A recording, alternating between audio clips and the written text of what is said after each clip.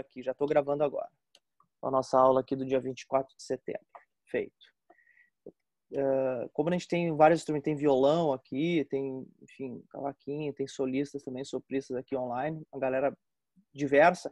Eu vou fazer alguns comentários também sobre o arranjo ali, umas sacadas de arranjo, o arranjo que é do Maurício Carrilho, que a gente deu uma estudada tanto da reharmonização ali que ele utilizou no arranjo, como as ideias de arranjo, né? Enfim, da música.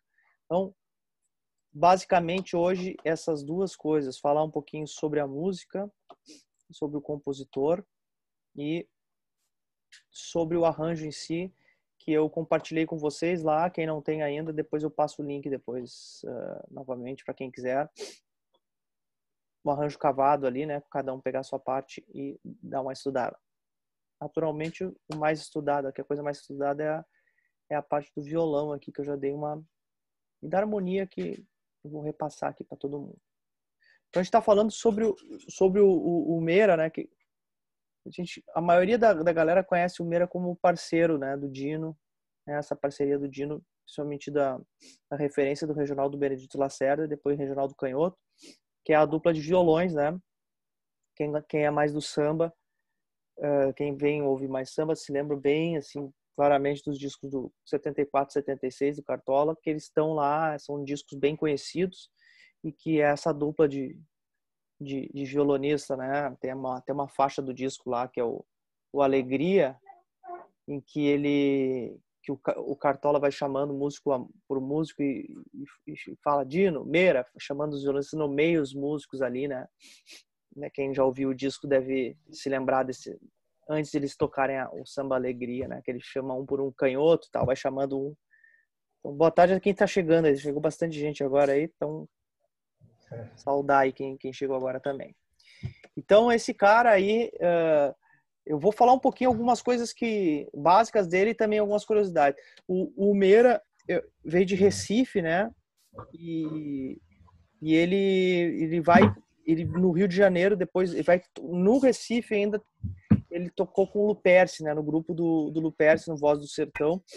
E ele quando vai para o Rio, ele acaba caindo dentro desse que é o principal grupo de choro, assim, talvez o principal regional da história, que é o Regional Benedito Lacerda, né?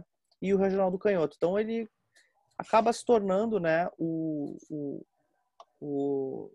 principal 6 cordas, assim, das gravações, né, dos regionais, e paralela a uma carreira de professor de violão, né?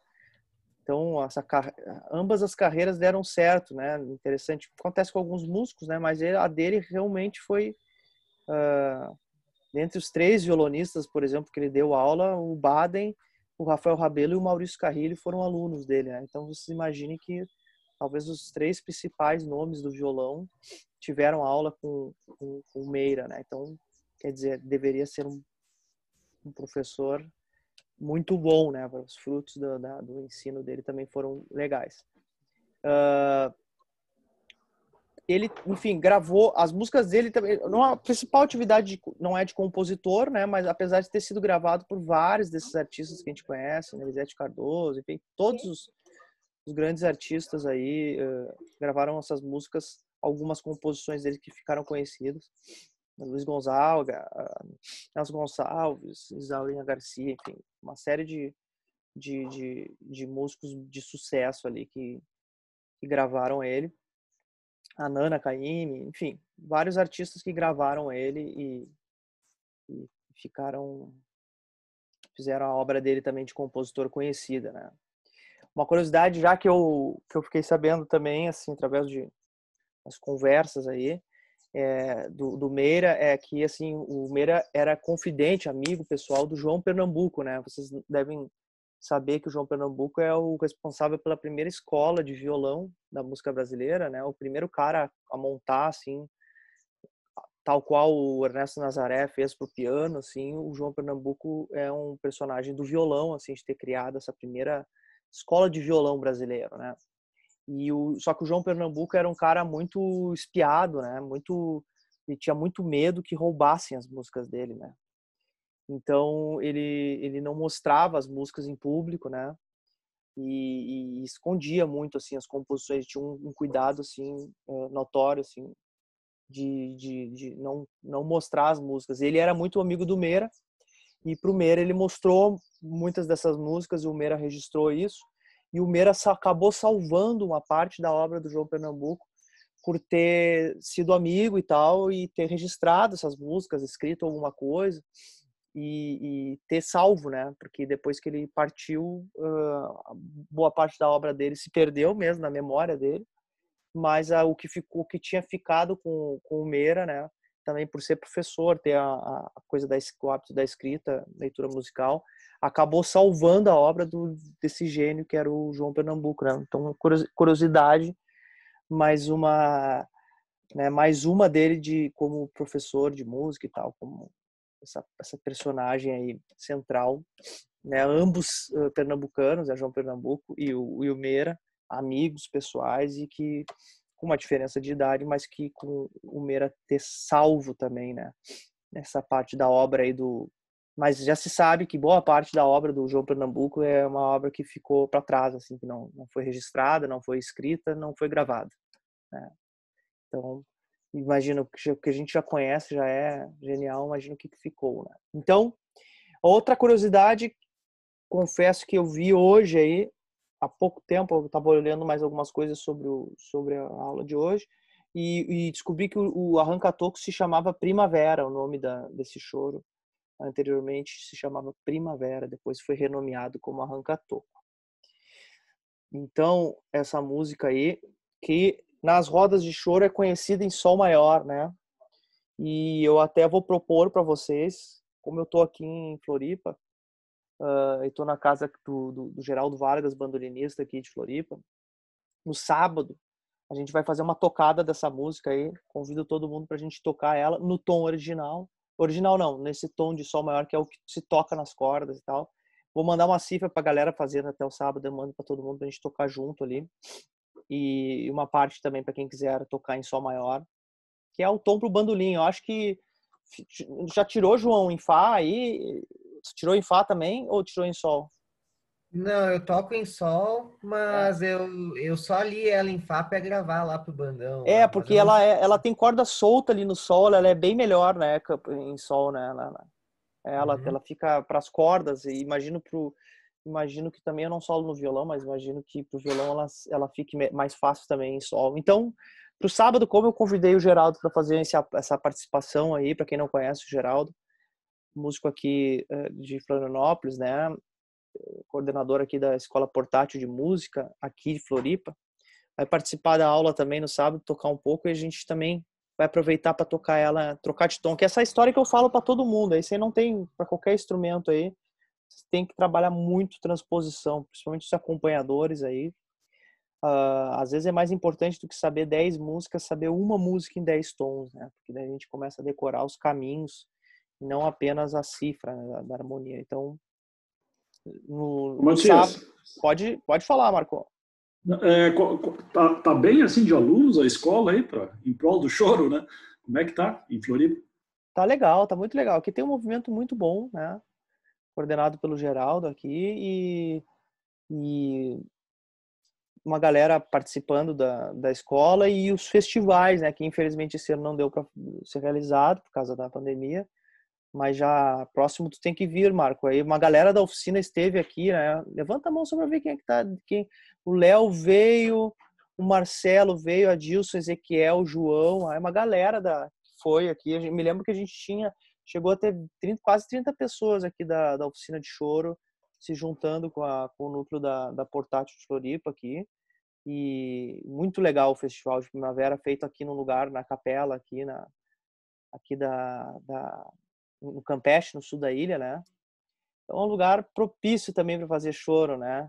E foi bacana, que a participação de todo mundo, foi a galera do Rio de Janeiro, dos encontros dos momentos mais importantes que a gente tem, né? Eu sempre falo que aqui tem uma coisa que está acima da música aqui na nosso encontro, que são esses encontros das pessoas, né? Tá acima da parte da música, né? Esses encontros que a gente propicia, as amizades que se formam aí estão, né? Estão acima, inclusive, da música.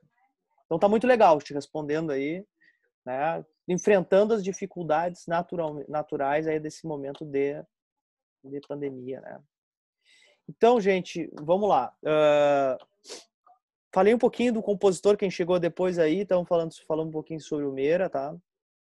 Eu vou depois trazer tem um disco que eu vou trazer depois para compartilhar com a galera que é o Meira acompanhando sozinho ali.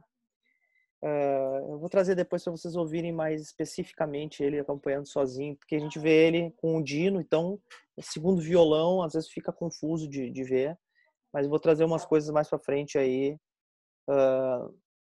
para vocês também poderem apreciar ele na parte de violão, né, de acompanhador. Não tem disco, né?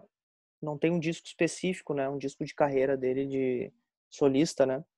Tu vê, é um cara que gravou bastante, mas não fez um disco. Teve oportunidade aí de gravar um disco específico de solista, né? Então, Jaime Florence. Meira. Buenas. Vamos pro... Eu queria dar uma falada aí na história do arranjo lá que eu passei e posso passar o link depois se alguém quiser aí me peça aí que eu passo o link de novo. Mas eu vou compartilhar a tela aqui pra gente ver os comentários que eu tenho aí sobre o arranjo aí. E principalmente a coisa da reharmonização ali, ideias geniais sempre do Maurício, do doutor Maurício. Tá? Forma e coisa, e a ideia dele também de arranjo ali. Buenas, vamos ali. Ela sai com uma introdução ali, né? Até não tá marcado, né? Eu já falei para vocês que podia estar marcado ali, que é os acordes soltos ali no começo, né?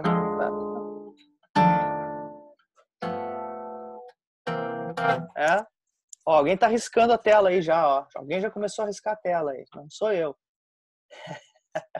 Valeu, apagaram aí, ó, viu? Eu não sei quem é que risca a tela aí, mas sempre é uma pessoa educada que eu falo e a pessoa apaga imediatamente. Então tá. O que eu queria mostrar, assim? Ela tem uma harmonia, sobretudo a segunda parte nesse choro aí, que é uma harmonia simples, bem simples, né? Ela não tem praticamente nada na harmonia da segunda parte. Então foi aí que o Maurício mais trabalhou, né? Então a ideia de pegar, como a harmonia tá simples, eu vou compartilhar as ideias aí do que ele utilizou, porque isso aí pode ser utilizado em todas as músicas, depois são ideias bem produtivas aí. Primeiro que a formação do choro é a formação clássica de tonalidades, né? Primeira parte em tom maior, segunda em relativo, e terceira no quarto grau, né? Que é a nossa disposição tradicional de tonalidades, um choro em tom maior, né? Então tem essa história. Ela tem uma curiosidade que é aquela coisa que eu tinha falado na aula passada, né? Que o objetivo primordial na primeira frase de qualquer choro é, primeiro, definir a tonalidade, né? Deixar bem clara qual é a tonalidade que a gente vai trabalhar. Então, isso ele já faz, tá? Porque ele já começa ali com dominante, tônica. Então, aquela coisa de definir bem a tonalidade, né? Embora ele não fique, por exemplo, como no 1-0, ali, repetindo esse ciclo, né? De dominante, tônica, para definir claramente. Ele já faz a inclinação para o relativo. Então,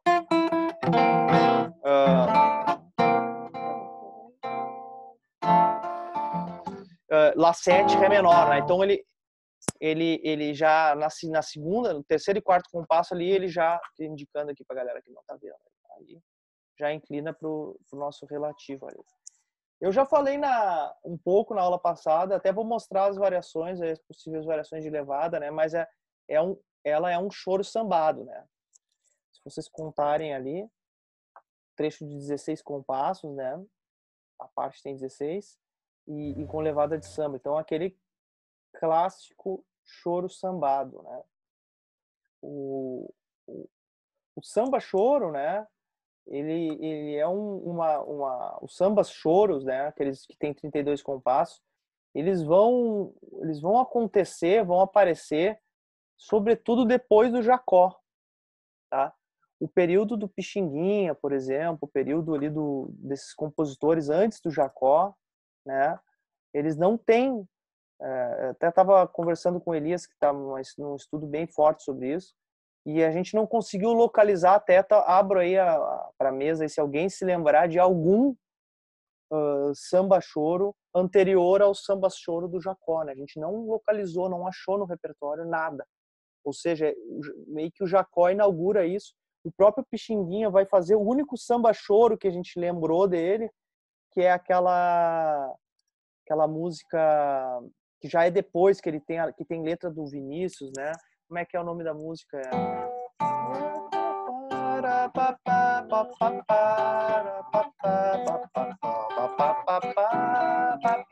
Como é que é o nome dessa música aí? Alguém me lembra aí? É o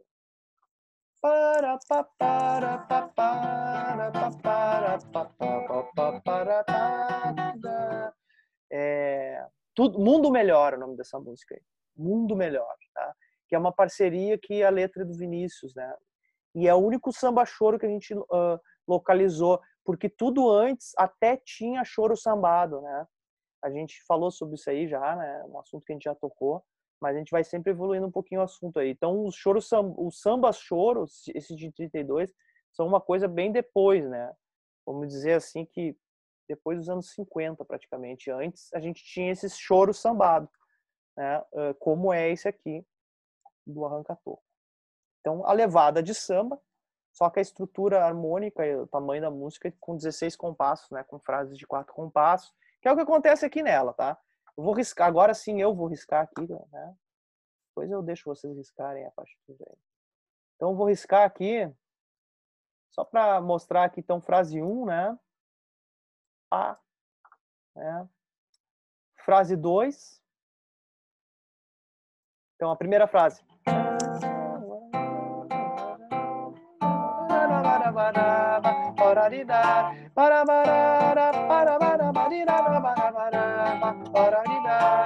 Frase 1, né? Fechou. Agora, que é a ideia, né, da música. A frase, o contraste, a frase contrastante vem.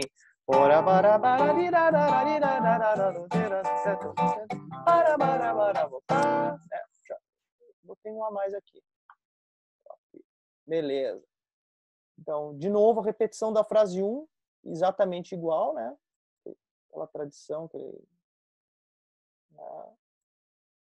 E a frase 4, que não tá, que aqui difere, né? Não tá andando basicamente sobre o quarto grau, né? E sim saindo com esse si diminuto aí. Então, tá aqui a estrutura da primeira parte dela, com a diferença, então, que a gente não vai fazer aquela frase típica ali em si bemol diminuto depois. Ele vai pro diminuto depois. Eu falei que, pra galera que estava presente nas outras aulas ali, a gente falou de 4 formas básicas que se comportam o quarto grau, né? Geralmente essa última frase do choro vai ser sobre o quarto grau e elas se comportam, essa frase se comporta basicamente de 4 formas, né? Se eu tiver em Fá maior, que é o caso dessa música, a quarta frase geralmente vai ser si bemol diminuto, Fá, Ré7, né? Ou pode ser si bemol menor, Fá, Ré7, né? Também. Ainda a gente tem um tipo bem comum, que se alguém não entender, levanta a mão, gente. Eu tô indo tocando adiante porque vocês não estão me chamando. O terceiro tipo é aquele si meio diminuto, né? Então tem 3 tipos aí. E o quarto tipo que eu diria que é bem comum é o dessa música aqui, que é o diminuto direto, né? Então essa quarta frase, ela geralmente funciona sob essas 4 possibilidades, né? Então, eu digo assim, vai ser exceção quando não são uma dessas 4, tá? Que eu acabei de passar, que eu vou repetir só porque tem gente que ainda não conhecia essa história. Então a quarta frase geralmente vai estar sob o quarto grau. Sob o quarto grau em Fá maior, a gente está falando de si bemol. Então, si bemol, ela pode funcionar si bemol maior, si bemol, si diminuto, Fá, né? Ou ela pode ser si bemol maior, si bemol menor, Fá, né? Aquele final da frase. Ou pode ser meio diminuto, si meio diminuto, né? Isso é bom para quando vocês forem tirar a música, vocês sabem que tem esses 4 tipos aí, vocês vão botar o ouvido e descobrir qual dos 4 que o compositor resolveu usar. Ou o quarto tipo é o que está nessa música, que é o diminuto direto. Então, mais ou menos, o quarto grau se comporta dessa forma, né? Com raras exceções dessas 4 possibilidades. Quem é que vai definir isso? 2 coisas. Um é a melodia. Tem melodias que obrigam um tipo ou outro, né? Se eu tiver sobre o arpejo diminuto, por exemplo, eu vou ter que usar o acorde diminuto no meio.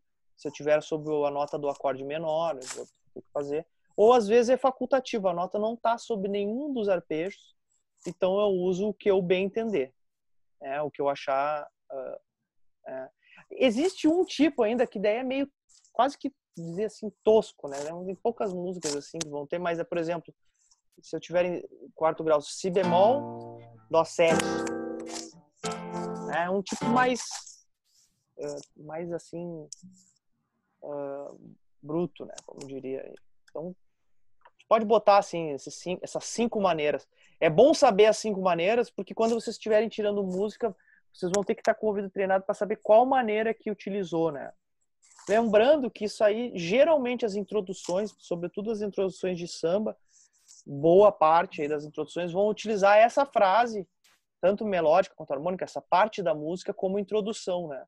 Essa última frase da parte, geralmente ela serve como introdução das músicas em geral. Prestem atenção depois e me desmintam, se for o caso. Mas não é, porque eu já dei uma pesquisada boa sobre esse assunto. Uma nota aumenta nesse grau. Tá, vamos ver aqui. Só ver o que está aqui. Bueno. Ixi, espera um pouquinho aqui. Tentando fechar uma janela aqui. Tá, agora deu. Então, primeira, segunda, terceira e quarta frase. Deu para entender aí? Alguém ficou com dúvida na primeira... Um desmanche da primeira parte aí? Já peguem aí para os compositores de plantão aí, já pensem numa composição, por exemplo, que utilize essa tática aqui de usar a quarta frase sobre o arpejo diminuto, em vez de fazer aquele ciclo normal ali, vocês podem, isso aí vai dar bastante ideia para a composição, tá? A parte não tem modulação, né? Então, ela não troca de tom na primeira parte. Então, vamos falar sobre a segunda, então. Já que ninguém chamou, forem chamando, vocês abrem o microfone aí e falam. Tá, segunda parte, vocês vejam que ela tá com repetição de trecho aqui, né? De novo, aqui 1, 2, 3, 4, 1, 2, 3, 4, 1, 2, 3, 1, 2, 3, 4 e 1, 2, 3, 1, 2, 3, 4, 1, 2, 3, 4. Tá? Então aqui é a mesma coisa, não tem diferença nenhuma, a mesma harmonização, mesmo tudo. Tá? O que vem, a diferença aí que vem é na segunda parte que eu vou chamar a atenção, que é interessante as ideias do Maurício. Tá? Como eu disse, ele esperou utilizar as ideias de reharmonização para uma parte que tinha uma harmonia mais simples, né? É uma coisa comum de se fazer, né? Como ele não... A harmonia é bem simples, né? Ele resolveu utilizar algumas táticas aí, né, de reharmonização que eu vou comentar. Então,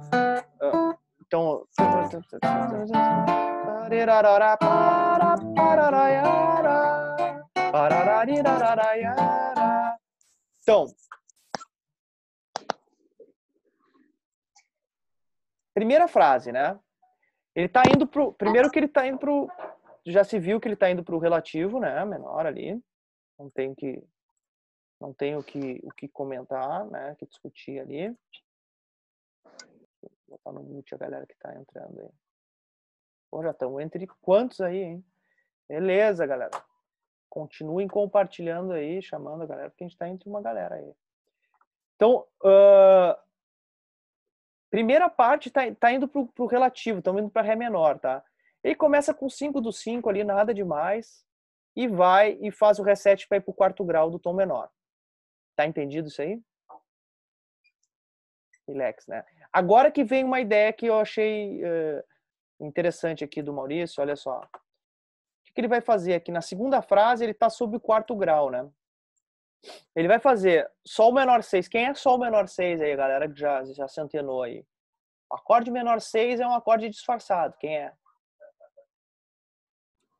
É um Mi meio diminuto, tá? Sol menor 6 é o Mi meio diminuto disfarçado. Os acordes menor 6 é uma cifragem violonística, sobretudo, né? Eles são acordes meio diminuto. Porque se vocês forem ver para frente ali, tá fazendo o segundo cadencial, né? Sol menor 6, que é o Mi meio diminuto, Lá 7 e Ré menor. Só que no meio do caminho ele tá colocando esse Si bemol 7 aqui, né?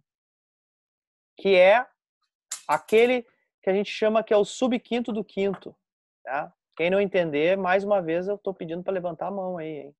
Subquinto do quinto por quê? O quinto é o Lá 7, né? E o Si bemol 7, que tá aqui, ó, é o quinto do Lá 7, que é aquele exemplo clássico daquela música do Adoniran que a gente se lembra. Como é que era? Não posso ficar nem mais um minuto com você. Sinto muito amor, mas não pode ser. Então, o que ele fez aqui nesse? Mas não pode ser. Mesma situação, tá? Rolou aqui. Fá 7 para Mi 7, só que aqui tá usando o quê? Si bemol 7 para Lá 7. A história é que o Maurício respeitou a condição de baixos aqui e fez um baixo com cromatismo. Então, o que rolou na frase?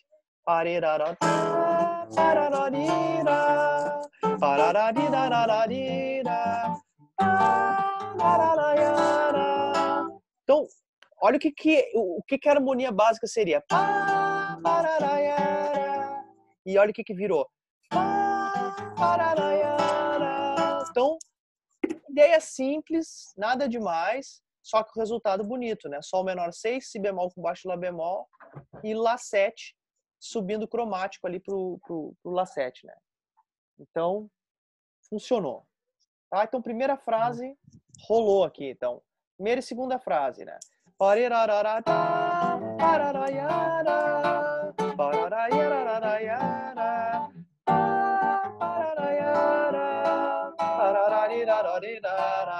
Aí, primeira e segunda frase. Então, vou riscar a segunda aqui, terceira e quarta. Beleza. Agora vai rolar uma outra reharmonização aqui.